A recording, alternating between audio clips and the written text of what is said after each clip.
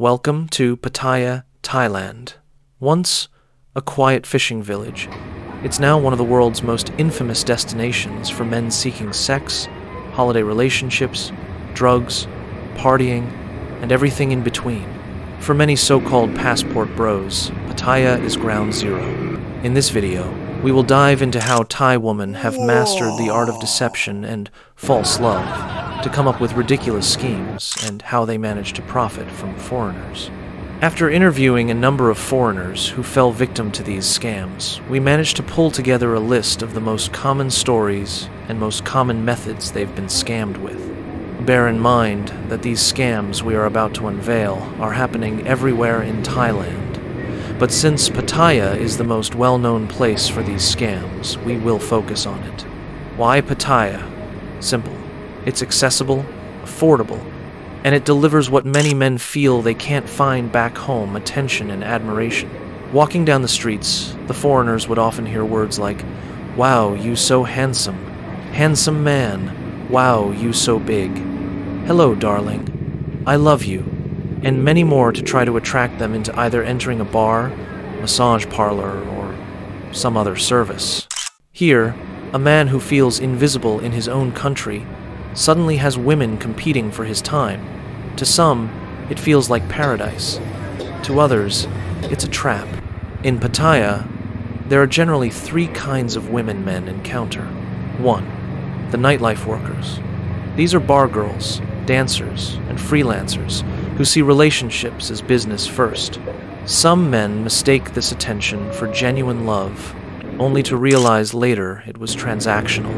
2. The hopeless romantics. Outside of the bars, there are women looking for relationships where they know they will gain financially women from nearby provinces who move to Pattaya, seeking a foreign partner they hope will give them a better future. 3.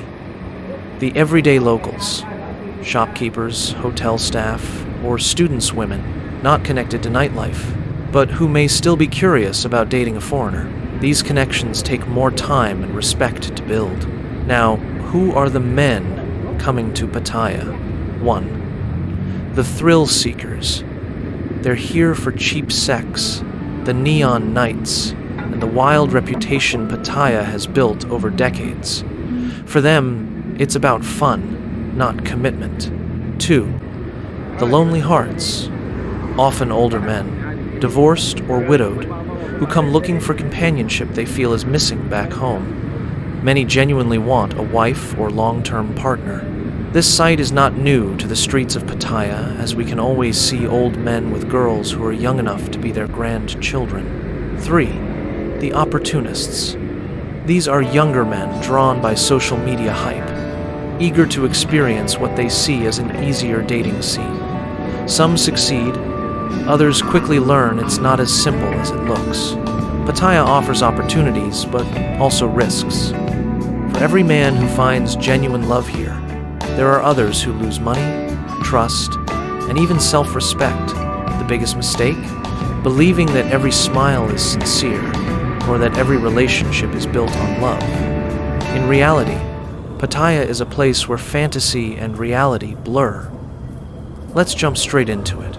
Number 1, the bar girl illusion scam. I met Noi in a go-go bar in Pattaya. From the start, she felt different. She was very pretty, and she was only 22 years old. She didn't pressure me for drinks, and when she laughed at my jokes, it seemed real. I thought maybe she wasn't like the others, maybe she didn't belong in that life. When I asked her to leave with me, she told me there was a bar fine, 2,000 baht. I didn't hesitate. If it meant she wouldn't be with other men that night, it was worth it. Over dinner, she opened her heart. She said she hated the bar, hated the nightlife, and wanted a normal life. I believed her. I wanted to save her. So I promised her support, 30,000 baht a month, so she'd never have to go back. When I left Thailand, she kissed me at the airport and told me she would wait for me, only me, and I believed her. Now, every month I send her money until I returned. She messages me, says she's lonely, says she misses me. I picture her in a small apartment, waiting for the day I return. She's not like the others. I know it. When I met John, I saw the way he looked at me, full of hope, wanting to believe I was different from the others. So I became exactly what he wanted. I told him about the bar fine, 2,000 baht to the mama son, so I could leave. He paid immediately. For him, it was a small amount. For me, it was a lot, and a portion would come back to me when I returned to the bar. That evening, he invited me to dinner. I played my part perfectly, weaving a story I knew would pull at his heart. How much I hated the bar. How I longed for a normal life. Men like him love to believe they're rescuing someone. After dinner, we went to his hotel room. I fulfilled his fantasies, made him feel like a king, and when it was over, I whispered that I liked him, enough to make him linger, to make him believe. I didn't ask for anything. He offered 30,000 baht a month, to stay away from the bar, to start a new life. I smiled, held his hand, called him my hero. By then he was already trapped. At the airport I kissed him goodbye, letting him think I would wait for him. But the moment he left, I went back to the bar. His money pays my rent, my clothes, my phone, even my children. Meanwhile, I keep other men on the list, 3 or 4 at a time, responding to messages during the day, working the bar at night to find new victims. John believes he's the only one, and I let him believe it. For him it's love. For me, it's survival. Number 2. The sick relative story.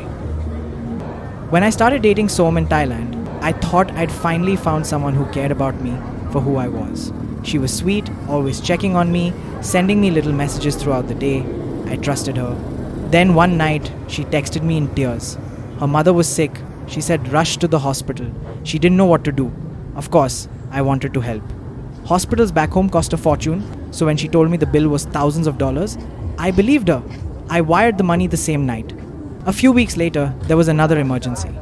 This time, it was her grandmother. She needed surgery, medicine, tests. The bills kept coming. Each time, Som cried over the phone, begging me not to leave her alone in her struggle. And each time, I sent more. I didn't keep track at first, I just wanted her to feel supported. But after a few months, I realized I'd sent thousands of dollars. She always promised to pay me back one day, but somehow there was always another emergency. I told myself, this was what love looked like, being there for her family, proving I was different from other men. But deep down, I started to wonder, was I helping or just being used? David was kind, generous, and most importantly, trusting. He wanted to believe in me, and I knew how to use that. I told him my mother was sick and in the hospital. The bill? I doubled it, sometimes tripled it. He didn't know that in Thailand, hospital care is far cheaper. But he wanted to be the hero, so he paid. A few weeks later, I told him my grandmother needed surgery. He didn't even question it. The money arrived in my account the same day. Whenever I felt my income running low, I only had to send him a message, a late night emergency, another test, another operation. He never said no. The truth is, my family was fine. Some nights, I'd even go out with friends using the money he sent for hospital bills. David thought he was saving lives. In reality, he was just funding mine. Number 3. The fake pregnancy story. When I met Lena, everything felt real. We laughed, shared stories, and I thought we had a future together. Then one day, she told me she was pregnant. At first, I was in shock. I wanted to do everything I could to support her.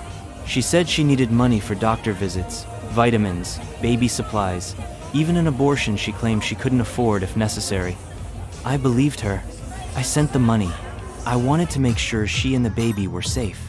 Each time there was a new medical expense, I didn't hesitate. I thought I was protecting the life of my child, supporting the woman I loved. I felt proud that I could be responsible, that I could help. I never questioned it. I wanted to believe it was real. I wanted to believe her. Ethan wanted to believe in me, and I gave him that. I told him I was pregnant, sometimes crying, sometimes smiling, always convincing. When he sent money for doctor visits, baby supplies, or even procedures, he thought he was doing the right thing. I let him feel important, needed, and heroic. Every new expense was easy to justify because he didn't doubt me for a second. The truth? There was never a pregnancy. He believed he was saving a child, building a family with me. In reality, he was just sending me money. For him, it was love and responsibility. For me, it was survival. So, Pattaya is both dream and danger.